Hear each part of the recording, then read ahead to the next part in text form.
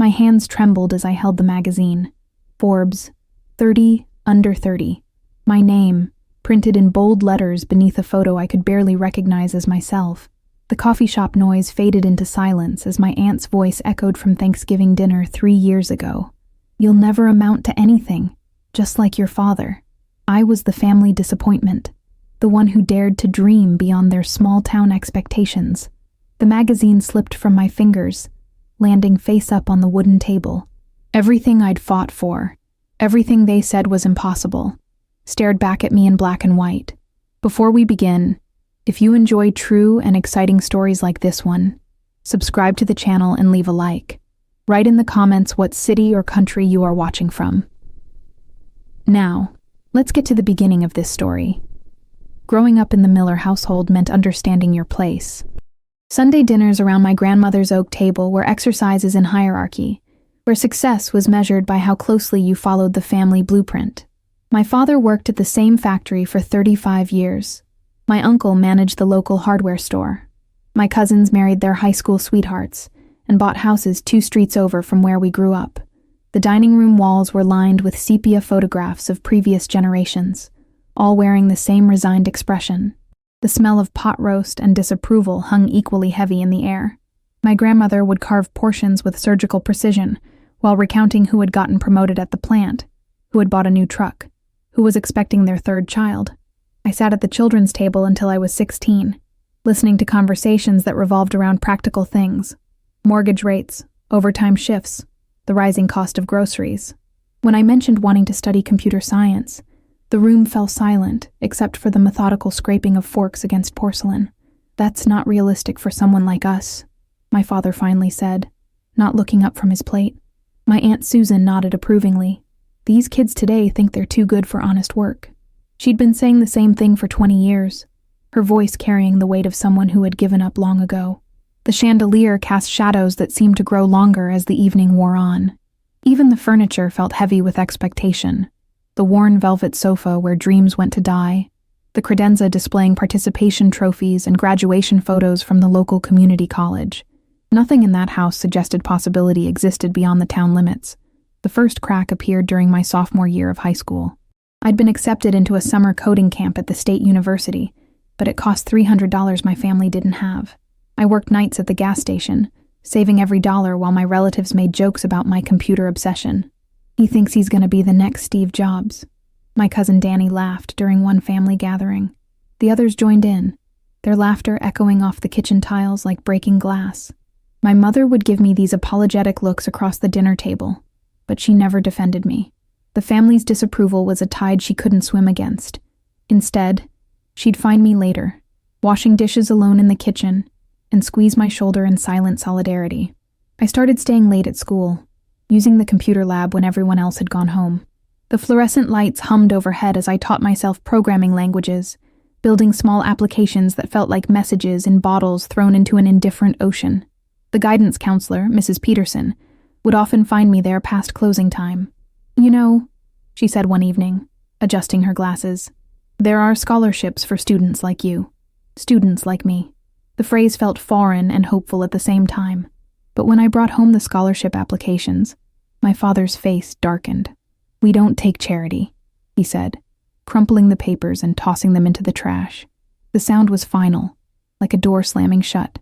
That night, I dug the applications out of the garbage and smoothed them flat on my bedroom floor. The breaking point came during my senior year. I had been accepted to 3 universities with partial scholarships, but would still need loans and a part-time job to make it work. The family gathered for another Sunday dinner, ostensibly to celebrate my graduation, but the conversation quickly turned to my impractical plans. "College is a waste of money for someone like him," my uncle declared, carving the ham with unnecessary force. "He should learn a trade, something useful." My Aunt Susan leaned back in her chair, the same chair she'd occupied for every family dinner I could remember. "His father worked hard to give him a good life here. This is just selfishness." The words hit like physical blows. I felt my chest tighten, my breath becoming shallow. The room seemed to close in around me, the floral wallpaper pressing closer, the ceiling lowering with each accusation. "I'm not being selfish," I said quietly. "I'm trying to build something." My grandmother, who had remained silent through most of the meal, finally spoke. Her voice was thin but sharp, cutting through the tension like a blade. Dreams are for people who can afford them. You can't. The chandelier above us swayed slightly, as if the weight of her words had disturbed the air itself.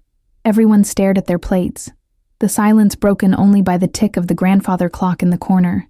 I looked around the table at faces I had loved my entire life, now arranged like a tribunal. Each expression carried the same message. You don't belong here if you insist on being different. Something inside me died that night. Not hope, but the need for their approval. I moved out 3 days after graduation, sleeping on my friend Marcus's couch while working 2 jobs to save for college. My family didn't try to contact me. The silence from their end was deafening, but somehow liberating. The first semester was brutal. I lived on ramen noodles and coffee, studying in the library until it closed, then moving to 24-hour diners to continue working on assignments. My phone would occasionally buzz with a text from my mother. "How are you doing?" But even those became less frequent as the months passed. I threw myself into my studies with the desperation of someone who knew there was no safety net. Computer science courses, business classes, networking events where I felt like an imposter in borrowed clothes. But slowly, something began to shift. Professor Williams became my unexpected mentor. She was building a startup incubator at the university and saw something in my work that I didn't yet see myself. "You have good instincts," she said, after I presented a mobile app concept. "And you're hungry. That's worth more than natural talent." During winter break of my sophomore year, I stayed on campus while other students went home to loving families. The dormitory was nearly empty, the hallways echoing with my footsteps. I spent Christmas Day in the computer lab, working on an app that would later become my first successful venture. The quiet was profound, not the oppressive silence of disapproval, but the clean silence of possibility. My breakthrough came during junior year. The app I'd been developing, a platform connecting college students with local internships, caught the attention of a venture capital firm. They offered me $50,000 for a 30% stake, more money than my family made in a year. I called Marcus first, then Professor Williams. Their excitement was infectious, filling the empty spaces in my chest where family pride should have been. But when I considered calling home, my hand froze over my mother's contact. What would I say? How do you share success with people who never believed it was possible? Instead, I poured myself into growing the company. We expanded to 5 universities, then 20. I hired a small team of equally hungry students who worked out of a converted garage, fueled by pizza, and the intoxicating possibility of building something that mattered. The local newspaper ran a small article about young entrepreneurs in the area. My photo appeared next to those of other students who had started successful businesses. I wondered if my family saw it, if they recognized the boy they had written off. But I was no longer that boy. I was becoming someone else entirely, someone who believed in his own worth. The Forbes nomination came through Professor Williams. She had submitted my story as part of a larger article about student entrepreneurship. The phone call came on a Tuesday afternoon while I was debugging code in the garage office. "Is this the young man who's been turning heads in the startup world?" The voice was crisp, professional. "We'd like to include you in our 30 under 30 feature." I almost hung up, thinking it was a prank. But the follow-up email was real, official, impossible to dismiss. They wanted my story, not just the business success, but the personal journey, the obstacles overcome, the family who had doubted me. For the first time in years, I thought about calling my grandmother, about walking back into that dining room with the magazine under my arm, showing them the boy they had dismissed making headlines in Forbes. But the fantasy felt hollow. Their approval had stopped mattering somewhere along the way, replaced by something more valuable, my own validation. The photo shoot took place in the university's Innovation Center, surrounded by whiteboards covered in equations and prototypes. I wore a simple black shirt and the watch Professor Williams had given me when I graduated. The photographer captured something in my expression, not smugness or vindication, but quiet confidence. "Tell me about the people who didn't believe in you," the interviewer asked. I paused, thinking about Sunday dinners and disappointed faces. "They weren't bad people," I said finally. "They just couldn't see past their own limitations." The article published 3 months later. "Local student defies family expectations to build $1 million company," read the headline. The piece detailed my journey from gas station attendant to Forbes honoree, but treated my family's doubts with empathy rather than judgment. The response was overwhelming. Hundreds of messages from other young entrepreneurs who had faced similar rejection from their families. Stories of parents who thought art was impractical, relatives who couldn't understand technology, siblings who said dreams were for other people. But the message that meant the most came from an unexpected source. My cousin Danny. "Saw the article," he wrote. "Proud of you. Always was, even when I was too scared to say it. It was the first communication I'd received from any family member in 3 years." The magazine arrived on a Thursday. I held it carefully, running my fingers over the glossy cover before opening to the feature page. There I was, listed among 30 other innovators under 30, my company's valuation printed in numbers that still seemed surreal. I thought about calling my mother, showing up at the next family dinner with the magazine as proof. But instead, I drove to the university and found Professor Williams in her office. "Look who made the big time," she said, grinning as I showed her the article. "Your family must be so proud." "I hope so," I said. "But it doesn't matter as much as I thought it would." She nodded knowingly. "Success is strange that way. The approval you thought you needed becomes less important once you've proven yourself to the person who matters most." "Who's that?" I asked, though I already knew the answer. The kid who used to sit alone in the computer lab, believing in something everyone else said was impossible. 6 months later, I sold my company for $8 million. The news made the local paper again, this time with a larger photo and a more prominent placement. I finally called my mother. "I saw," she said quietly. "We all saw. I'm not angry anymore," I told her. "I understand why you couldn't support something you didn't understand." She was crying, I could tell from her breathing. "I'm sorry," she whispered. "I'm so sorry we didn't believe in you." "You gave me something better than belief," I said, surprising myself with the words.